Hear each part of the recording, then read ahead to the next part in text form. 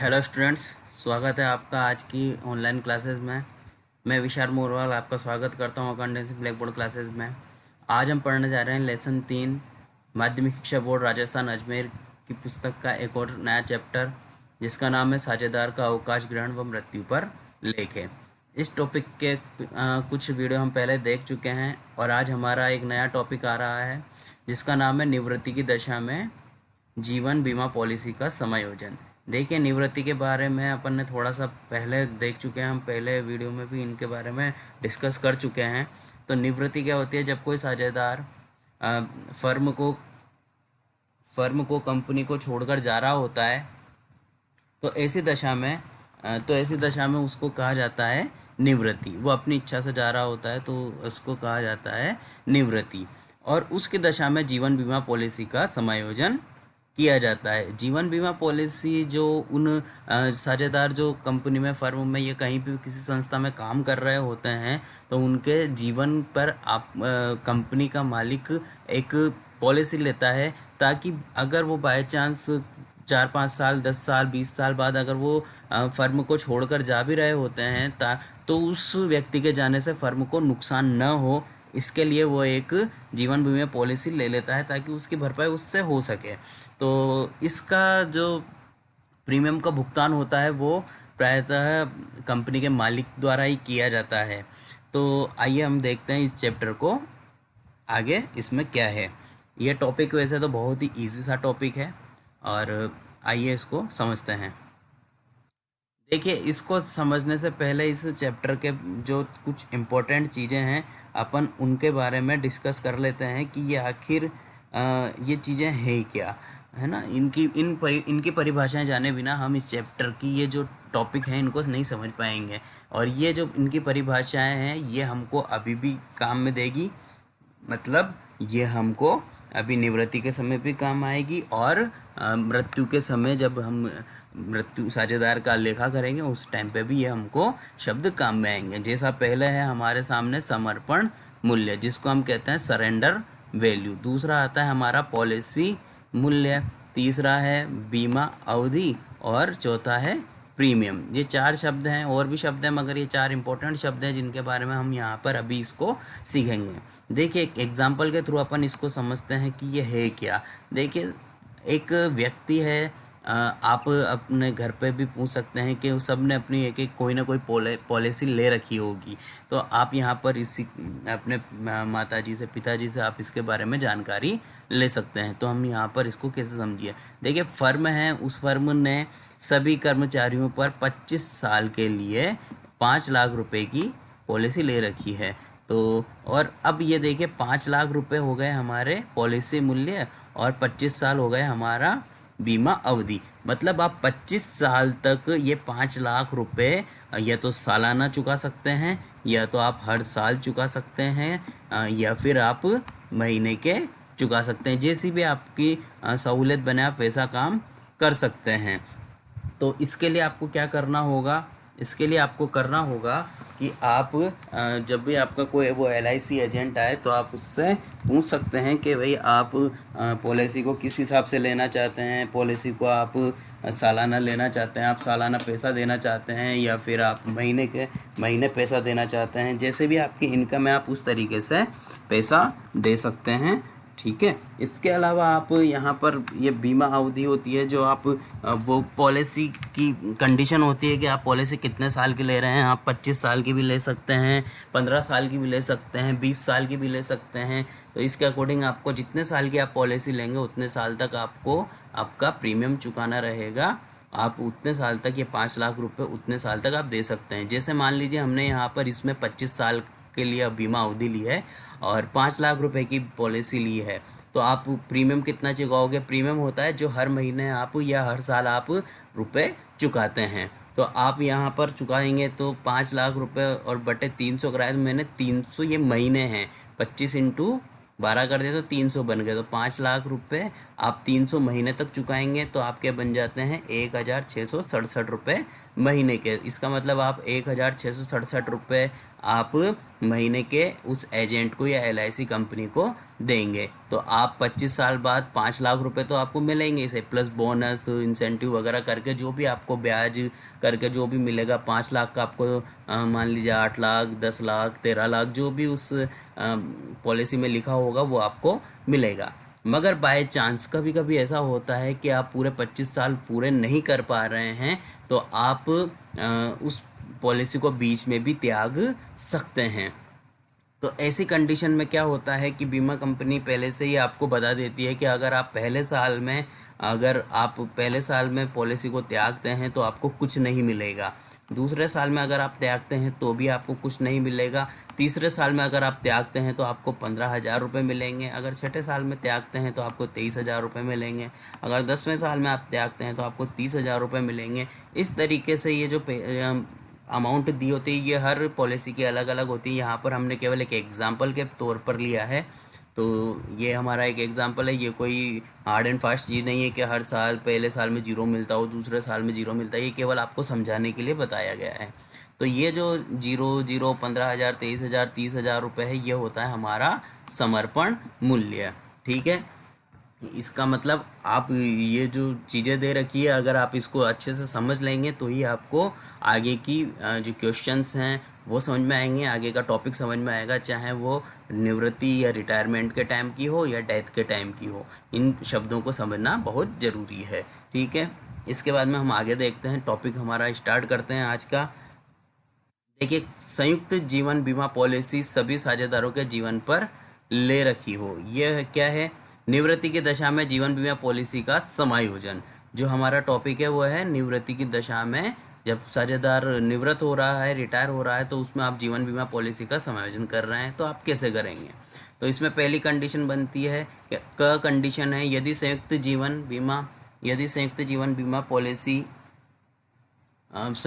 बीमा पॉलिसी सभी साझेदारों के जीवन पर ले रखी है। तो सभी साझेदारों के जीवन पर मतलब ABC 3 जने हैं या 4 जने हैं, तो सभी के जीवन पर आपने वो पॉलिसी ले रखी है या उनका बीमा करा रखा है। तो निम्नलिखित परिस्थितियां बनेगी। अभी फिर मैंने स्टार्टिंग में बोला था कि ये जो पॉलिसी है प्रायतः वो कौन लेता है? कंपनी या फर्म लेती है। तो कंपनी या फर्म लेगी तो ये उनके लिए क्या हो जाएगा? जो प्रीमियम चुकाएगी ना, प्रीमियम हर साल चुकाते हैं, अभी हमने परिभाषा में देख भी लिया, हर साल चुकाते हैं या हर महीने, जैसे भी आपके कंफर्ट हो वैसा आप कर सकते हैं, वो व्यापारिक खर्च माना जाए। तो कंपनी है तो कंपनी अपना खर्च मान कर चलेगी। और यहाँ पर हमने एक एंट्री नहीं दिखा रखी है जो होती है आपकी P&L की, क्योंकि जो आप खर्च मान रहे हैं तो आप अपना खर्चा कहाँ से निकालेंगे? P&L से में डालेंगे और वहाँ पर ही आप P&L अकाउंट में इसको दिखाते हैं। तो जब प्रीमियम को खर्च माना जाए, आपको क्वेश्चन में लिख के देगा कि प्रीमियम को खर्च मान रहे हैं, तो आपको किस तरीके से इस क्वेश्चन को सॉल्व करना रहेगा। तो लिखा है ऐसी दशा में निवृत्ति के दिन मतलब जिस दिन रिटायर हो रहा है उस दिन के बारे में कह रहा है। निवृत्ति के दिन पॉलिसी के समर्पण मूल्य, अभी हमने समर्पण मूल्य देखा, मान लीजिए 5 साल बाद रिटायर हो रहा है, 10 साल बाद रिटायर हो रहा है, तो जिस दिन उस पॉलिसी की वैल्यू रहेगी 5 साल बाद या 10 साल बाद, तो आपको उतने रुपए मिल जाएंगे। भले ही आपने कितने ही रुपए जमा कराए हों, आपने 15,000 रुपये जमा करा दी हूँ 10 साल में, मगर उसका अगर पॉलिसी मूल्य 7,000 बनता है तो आपको बीमा कंपनी 7,000 ही चुकाएगी। अगर 20,000 बनता है तो 20,000 चुकाएगी। जो भी बनता है आपको उतने ही रुपए चुकाए जाएंगे। की राशि सभी साझेदारों में, यहाँ पर ध्यान दीजिए, की राशि सभी साझेदारों में लाभ विभाजन अनुपात में बांट दी जाती है। सभी साझेदारों में बांटी जाएगी, क्योंकि जब रिटायर हो रहा है साझेदार तो उसने भी वहाँ पर उस अवधि में काम किया है जिस अवधि में ये पॉलिसी चुकाई गई थी, इसलिए उसको भी उसका हिस्सा मिलेगा। यदि शेष साझेदार समर्पण मूल्य की राशि से पॉलिसी खाता खुला रखना चाहते हों तो चिट्ठे के संपत्ति पक्ष में, अगर वो बाकी के साझेदार जो हैं ABC में से अगर A जा रहा है तो B और C इसको चाहते हैं कि हम पॉलिसी को आगे रखें, हम 10 साल में ही बंद नहीं करें, हम पूरे 15 साल या 20 साल या 25 साल इस पॉलिसी को चलाएं हमको, ताकि ज़्यादा फ़ायदा होगा। तो पक्ष में तो अगर वो उसको कंटिन्यू रखते हैं तो क्या करते हैं, तो इसको संपत्ति पक्ष में दिखाया जाएगा। पॉलिसी को किस में दिखाया जाएगा, संपत्ति पक्ष में दिखाया जाएगा बैलेंस शीट में। परंतु यदि ये इसको बंद करना चाहते हैं तो जो शेष साझेदार हैं वो इसको नए रेशो में रख लेंगे, नए रेशो में इसको रख लेंगे। देखिए होता क्या है कि जब कोई साझेदार मान लीजिए 15 साल की पॉलिसी है और 10 साल बाद चला जा रहा है, तो बाकी के साझेदार सोचेंगे कि हमको इस पॉलिसी को चालू रखना ज़्यादा फ़ायदेमंद है, तो वो जो हिसाब करेंगे और जो जाने वाला साझेदार है उसका 10 साल का हिसाब देख के उसको चुका देंगे, तो बचे हुए साझेदारों पर इसका बर्डन पड़ेगा। तो उस समय पर वो बचे हुए साझेदार उस हानि को वहन करके और उसका हिस्सा, जाने वाले साझेदार का हिस्सा उसको दे देंगे। जब पॉलिसी पूरी तरीके से मैच्योर हो जाएगी 15 साल बाद, तो वो अपना हिस्सा वहाँ से ही अपने नुकसान की भरपाई उस पॉलिसी के मूल्य से कर लेंगे। तो यहाँ पर ये वाली बात ध्यान देने लायक है। ठीक है, अब आपको क्या एंट्री करनी होती है, समर्पण मूल्य की राशि से आपको जो है एंट्री करनी होती है। जब साझेदार जा रहा है तो वो एक एंट्री करके दिखाएंगे आपको कि joint life policy account debit to all partners capital account. देखिए जॉइंट लाइफ पॉलिसी अपन ने यहाँ पर बोला है चिट्ठे में दिखाई जाती है, और चिट्ठे में दिखाने के कारण से आप क्या हो जाती है, ये डेबिट हो जाती है, असेट्स बन गई ना ये आपकी, तो ये डेबिट हो गई। तो joint life policy account debit to all partner capital account, और ये किस मूल्य से होगा, समर्पण मूल्य से। उस दिन जो भी उसका समर्पण मूल्य होगा और इसको आप पुराने अनुपात में बांट लेंगे। ये समर्पण मूल्य आपको क्वेश्चन में दे के रखेगा। ठीक है, इसके अलावा दूसरी एंट्री क्या होगी, यदि उक्त जीवन बीमा पॉलिसी खाते को बंद करने की सूचना दी गई हो। यदि साझेदार चाहते हैं कि हम इसको बंद कर दें, तो फिर क्या होता है, अगर बंद करने की सूचना दी गई है तो फिर आप इस एंट्री को कैसे करेंगे। देखिए रिमेनिंग पार्टनर कैपिटल, जैसे ए और बी सी में से केवल ए जा रहा था तो एंट्री बनेगी B is a capital account, C is capital account debit to joint life policy account. उन्होंने हाथों हाथ उसको बंद कर दिया, और वो भी किस अनुपात में करा, अब नए अनुपात में बंद कर दिया है। ठीक है, नए अनुपात में बंद कर दिया है, निवृत्ति के दिन समर्पण मूल्य से ही आपको ये एंट्री करनी होगी।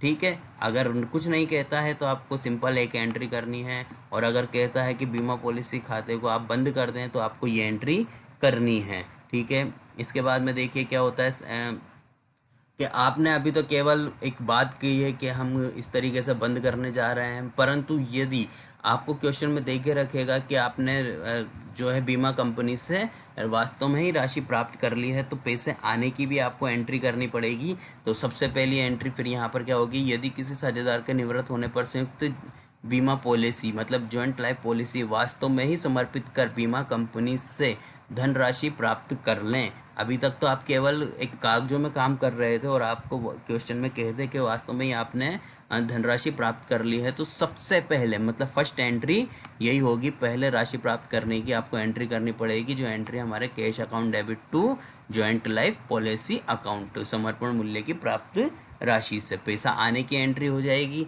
फिर आप सेकंड एंट्री जो आपने यहाँ पर करी थी, यहाँ से सेकंड एंट्री ये एंट्री जो बनेगी वो सेकंड एंट्री बन जाएगी। कौन सी वाली, ये जो लिखी हुई है joint life policy account debit to all partners capital, ये आपकी सेकंड एंट्री बन जाएगी। और फर्स्ट एंट्री हमारी बन जाएगी cash account debit to joint life policy. मगर ये फर्स्ट कब बनेगी, जब वो क्वेश्चन में कह दे कि बीमा कंपनी से आपको नगद राशि प्राप्त हो गई है, तभी उसी कंडीशन में ये पहली एंट्री बनेगी। और इसके बाद में वो जो एंट्री है joint life policy account debit to all partner, वो सेकंड एंट्री होगी, अदरवाइज वही आपकी फर्स्ट एंट्री हो जाएगी। ठीक है, इसके अलावा पॉलिसी की राशि आप बांट रहे हैं, तो देखिए यहाँ पर एंट्री बता भी दी गई है, joint life policy account debit to all partner. बस एक शब्द को आप इसीलिए कहा जाता है क्वेश्चन को ध्यान से पढ़ें। अगर क्वेश्चन में लिख दिया है कि बीमा कंपनी से प्राप्त कर लिया है, तो आपको ये दोनों एंट्री करनी है, और अगर नहीं लिखा है तो केवल ख वाली एंट्री करनी है। ठीक है, आइए दूसरा टॉपिक देखते हैं क्या लिखा हुआ है। देखिए लिखा हुआ है यहाँ पर, जब प्रीमियम को पूंजीगत खर्चा माना जाए, पहले माना था हमने व्यापारिक खर्चा, अब दूसरा होता है हमारा पूंजीगत खर्चा। आप पूंजीगत खर्चा या फिर आपके व्यापारिक खर्चा या आयगत खर्चा आप 11th क्लास में पढ़ चुके होंगे, आप वहाँ पर इसको पढ़ सकते हैं। यहाँ यहाँ पर थोड़ा सा बताते हैं तो आप कहें कि भाई पूंजीगत खर्चा साल में एक बार होता है, बड़ी अमाउंट का खर्चा होता है। तो इस तरीके से ये कुछ परिभाषाएं हैं, कुछ इसकी लाइनें हैं जो आपको ध्यान में रखनी होती है। हम अभी हमारा यहाँ पर टॉपिक है वो हम उसको कवर करते हैं। इस दशा में पॉलिसी खाता समर्पण मूल्य पर ही, इस दशा में पॉलिसी खाता मतलब जो लाइफ पॉलिसी अकाउंट है, जॉइंट लाइफ पॉलिसी अकाउंट है, समर्पण मूल्य पर ही पुस्तकों में दिखाया जाता है, दिखाया हुआ रहता है। तो यहाँ पर एक चीज़ लिखी हुई है, केवल ये वाली लाइन से हमको एक, अगर वो डायरेक्ट नहीं कहता है आपको क्वेश्चन में कि पूंजीगत खर्च माना गया है, और अगर ये इसकी जगह पर वो ये कह दे कि बीमा पॉलिसी को आपने बीमा पॉलिसी को आपने बैलेंस शीट में दिखा रखा है इतने 10,000 से 20,000 से, तो भी आपको क्या समझना है कि वो पूंजीगत खर्च है। ठीक है। अतः कोई पृथक प्रविष्टि नहीं बनेगी, तो इसकी कोई अलग से प्रविष्टि नहीं बनेगी, किंतु निवृत्ति पर पॉलिसी का पुनर्मूल्यांकन किया जाएगा। देखिए अब आपने इसको पहले से ही दिखा रखा है, तो आप निवृत्ति के दिन इसको वापस से, जैसे बाकी की अपन ने रिवोल्यूशन वाला, रियलाइजेशन वाला पढ़ा था, तो उसमें भी आपने देखा था कि जब भी कोई साझेदार जा रहा होता है तो उस दिन उस संपत्ति का पुनर्मूल्यांकन किया जाता है। तो यहाँ पर भी आपकी, ये आपकी संपत्ति है जॉइंट लाइफ पॉलिसी, तो आप इस पॉलिसी को भी पुनर्मूल्यांकित करेंगे। ठीक है, पुनर्मूल्यांकित करेंगे। तो आप क्या करेंगे, पुस्तक मूल्य, जो भी आपके पुस्तकों में मूल्य दिए रखा है बैलेंस शीट में, और आपको अतिरिक्त सूचनाओं में पुनर्मूल्यांकित मूल्य दे के रखेगा, कि ऐसा बोल देगा कि आपको कि जॉइंट लाइफ पॉलिसी का मूल्य 50,000 से घटकर 40,000 रुपये रह गया है। तो जो डिफरेंस आएगा उसको आप अपने इस क्वेश्चन में यूज़ लेंगे। तो जो भी अंतर आएगा, अंतर को पुनर्मूल्यांकन खाते के माध्यम से ही समायोजित करेंगे। आपको पता है कि जो भी अंतर होता है उसको आप रिवोल्यूशन अकाउंट में दिखाते हैं। तथा चिट्ठे के में पॉलिसी खाते को, तो जो भी आएगा आपका अंतर, उसको चिट्ठे में जो भी जॉइंट लाइफ पॉलिसी को 10,000 रुपये से दिखाते हैं ना अपन, आप रियलाइज वैल्यू से दिखाते हैं, पुनर्मूल्यांकित मूल्य से दिखाते हैं नई बैलेंस शीट में, तो आपको पुनर्मूल्यांकित मूल्य पर दिखाया जाएगा। इस प्रकार पुनर्मूल्यांकन प्रविष्टियों के साथ ही प्रविष्टि बनेगी, किंतु अब शेष साझेदारी पॉलिसी खाते को बंद करना चाहे तो निम्नलिखित प्रविष्टियां होगी। अगर बंद करना चाहेगा तो प्रविष्टि होगी, अदरवाइज इसकी कोई प्रविष्टि नहीं होगी। पहले से ही लिख दिया गया है, पृथक प्रविष्टि नहीं बनेगी। ठीक है, क्या बनेगी, remaining partner to joint life policy, पहले वाली एंट्री है जो पहले वाले में व्यापारिक खर्च मानते समय जो की गई थी वही एंट्री यहाँ पर बनी हुई है। Remaining partners capital account debit to joint life policy नए अनुपात में। यदि टिप्पणी लिखी है, यदि पॉलिसी, वही बात आ गई, यदि पॉलिसी वास्तव में समर्पित कर नकद राशि निवृत्ति के दिन प्राप्त कर ले तो निम्नांकित प्रविष्टियां बनेगी, तथा पॉलिसी खाते में कोई शेष हो तो सभी साझेदारों को पुराने अनुपात में बांट देंगे।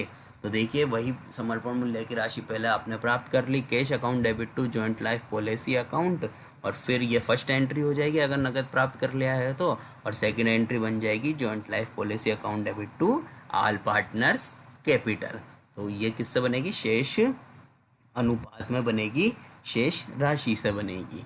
ठीक है। इसके अलावा यदि पुस्तक में दिखाए गए मूल्य से कम राशि प्राप्त हो, इसके विपरीत प्रविष्टि भी बन सकती है। मान लीजिए आपकी पुस्तकों में लिखा हुआ है पॉलिसी का मूल्य, बैलेंस शीट में आपका लिखा हुआ है असेट साइड में 30,000 रुपये, और आपको बीमा कंपनी से केवल 25,000 रुपये ही मिलते हैं, तो आपको क्या करना रहेगा, आपको इसकी विपरीत एंट्री करनी पड़ेगी। एंट्री क्या बनेगी, all partners capital to joint life policy account. ठीक है, क्योंकि अब आप पैसे चुकाएंगे।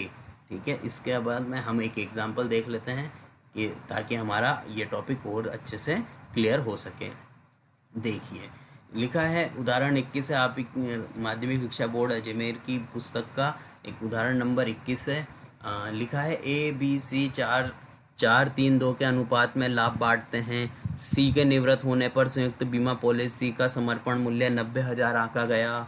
पॉलिसी खाता भविष्य में पुस्तकों में नहीं दिखाना है, अंडरलाइन कर देते हैं। जो चीज़ें इंपॉर्टेंट होती है उसको, क्वेश्चन को आप ध्यान से पढ़ा करें और फिर आप क्वेश्चन करा करें। एक इम्पोर्टेंट चीज़ ये होती है कि निवृत्त कौन हुआ है, हमेशा हम क्वेश्चन करते रहते हैं तो सी लास्ट वाला निवृत्त होता है, मगर पेपर में कभी कभी बी को निवृत्त कर देता है, कभी ए को निवृत्त कर देता है और हम क्वेश्चन को गलत कर बैठते हैं।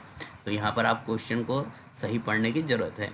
अब दूसरी पॉइंट जो है सही पढ़ने की बात क्या है, पुस्तकों में नहीं दिखाना है। क्या नहीं दिखाना है, पॉलिसी खाता पुस्तकों में नहीं दिखाना है, तो आपको एंट्री करनी पड़ेगी। तथा भविष्य में शेष साझेदार बराबर बराबर लाभ बांटना तय करते हैं। तो निम्नांकित दशाओं में प्रविष्टियाँ कीजिए। पहली दशा है हमारे पास प्रीमियम को, जो भी वो प्रीमियम चुका रहा है हर साल या हर महीने, उसको व्यापारिक खर्च माने। इसमें हमने देख ही लिया था, 2 एंट्री बन रही थी और यहाँ पर इसको नगद रुपए नहीं मिल रहे तो कैश वाली एंट्री नहीं बनेगी। और दूसरा है संयुक्त बीमा पॉलिसी खाता का उक्त समर्पण मूल्य पुस्तकों में विद्यमान है, पहले से ही विद्यमान है। इसका मतलब ये कौन सी वाली एंट्री हो जाएगी, हमारे सेकंड वाला जो पार्ट था वो वाला हो जाएगा कि हमने समर्पण पुनर्मूल्यांकन करके बताना होता है। तो पहला हमको देखना है व्यापारिक खर्च माना जाए, तो हम एंट्री हमको याद होनी चाहिए सॉल्यूशन करते समय। तो हम क्या लिखेंगे, entry joint life policy account debit to all partner. ठीक है, ये देखिए आपके सामने एंट्री ये आ गई हमारी, joint life policy account debit to all partner, मतलब ए टू बी और टू सी। तो हमारे 90,000 रुपये आंका गया था समर्पण मूल्य, और एंट्री भी किससे करनी होती है, समर्पण मूल्य से करनी होती है। तो समर्पण मूल्य 90,000 रुपये, इसको आपने 4-3-2 के रेशो में आपने ये बांट दिया है, 4-3-2 के रेशो में आपने बांट दिया है। ये रेशो में बांटना आना चाहिए आपको। इसको एक वर्किंग नोट में भी आप दिखा सकते हैं, वर्किंग नोट में दिखाने से आपको थोड़े अच्छे नंबर और मिल जाएंगे। तो ये आपने एंट्री कर दी। इसके बाद में आपने पॉलिसी को क्लोज करने की बात की थी, पुस्तकों में नहीं दिखाना है ये लिखा था। तो आप देखिए remaining partners capital account debit to JLP आपको एंट्री करनी है 90,000 रुपये से, और बराबर बराबर बांट रहे थे तो इसीलिए बराबर बराबर बांटा है, तो इसीलिए कितना मिल गया, ये 45,000 और 45,000 रुपये आपको मिल गए हैं। और पुस्तकों में नहीं दिखाना है, इसके लिए आपने ये क्लोज कर दिया है। ठीक है, ये क्लोज की एंट्री बन गई है ना। इसके अलावा इसी दशा में चाहे निम्नांकित एक प्रविष्टि, इन दोनों को मिलाकर भी एक प्रविष्टि बन सकती है, इन दोनों को भी मिलाकर एक प्रविष्टि बना दी गई है। ज़रूरी नहीं है, आप चाहें तो बना दें, अगर आपको आती है कंबाइंड एंट्री बनाना तो आप बना दें, अदरवाइज़ रहने दें, इस एंट्री को करने की कोई ज़रूरत नहीं है। दूसरी बात, संयुक्त बीमा पॉलिसी खाता का उक्त समर्पण मूल्य में पुस्तकों में विद्यमान है, तो ठीक है। तो यहाँ पर भी आपको वही एंट्री जो हमने सेकंड पार्ट में देखी थी वो लिखी हुई थी, remaining partner to joint life policy, तो हमारे ये एंट्री हो जाएगी 90,000 रुपये से। ठीक है, ये आपको एग्जाम्पल समझ में आया होगा, ईजी सा एग्जाम्पल है, आप ही की पुस्तक का एग्जाम्पल है। इसके अलावा आगे देखते हैं, एक और एग्जाम्पल लिखा है, एग्जाम्पल नंबर 22, A, B व C 5-3-2 में लाभ बांटते हुए साझेदार हैं। C के निवृत्त होने पर पुस्तकों में संयुक्त बीमा पॉलिसी खाता चिट्ठे में 10,000 रुपये दिखाया हुआ है। देखिए पहले से ही आपको पुस्तकों में दिखा रखा है, तो आप इसका मतलब क्या कर रहे होंगे, यहाँ पर इसको पूंजीगत खर्चा मान रहे होंगे। इसी दिन फर्म पॉलिसी समर्पित कर निश्चय करती है तथा बीमा कंपनी से 12,000 रुपये प्राप्त होते हैं। 10,000 रुपये दिखा रखा है, 12,000 रुपये प्राप्त हो गए, तो आप फ़ायदे में रहें इसका मतलब। तो आवश्यक प्रविष्टियाँ कीजिए। आप एंट्रीज पहले पढ़ रखी है, एंट्री में कोई चेंजेस नहीं होता है तो सॉल्यूशन देख लेते हैं। एंट्री लिखी हुई है, पैसा मिल चुका है, क्योंकि आपको और हमने देखा था कि अगर हमको पैसा मिलता है तो हम पहले एंट्री क्या करते हैं, फर्स्ट एंट्री क्या करते हैं, कैश की करते हैं। कौन सी करते हैं, कैश की करते हैं। तो कैश की करते हैं एंट्री, तो 12,000 रुपये से आप ये एंट्री करेंगे, cash account debit to joint life policy account. ठीक है, इसके अलावा दूसरी एंट्री करनी पड़ेगी आपको, joint life policy account debit to all partner capital, ये हमेशा से करते आए हैं। तो अब यहाँ पर ध्यान देने वाली बात है कि ये जो एंट्री बनी है joint life policy account debit to all partner capital, अब यहाँ पर आपने बीमा कंपनी से 12,000 रुपये प्राप्त किए हैं, जो तो आपने यहाँ पर दिखा दिए, और बाकी जो आपको रिवॉल्यूशन की जो दोनों का अंतर था 2,000 रुपये, दोनों का अंतर था 2,000 रुपये, यहाँ पर मैं लिख देता हूँ 12,000 माइनस